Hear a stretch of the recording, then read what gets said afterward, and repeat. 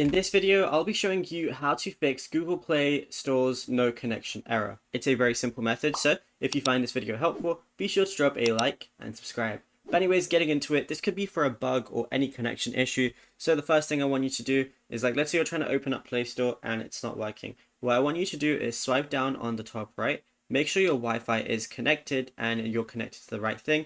And secondly, make sure you're not on airplane mode, because when you're on airplane mode, yes, it does save battery, but it basically makes it that you won't be able to use any internet, text, call people, or anything like that. So if you have airplane mode on, you're not going to be able to use Wi-Fi, which is obviously not something you want.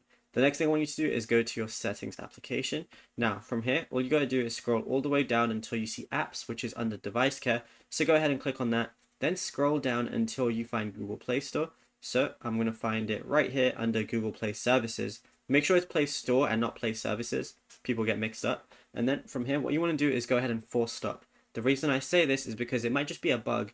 If you're confused while you have internet, every other application's working, but you're not getting, any connection with Google Play Store, it might just be because of a bug. So you want to go ahead and force stop it and try and make it work again and open it, and it should work. If it still doesn't, come back here, go to storage, and then go ahead and clear your cache as well. And then it should most definitely work. Now, the final thing, if all of that doesn't work, Google Play Store might just be down. So when you go to your browser, type in down detector. From here, open up the website, and then all you got to do is go ahead and find Google Play Store. So if I went to search right now, I'm going to go search Google Play Store.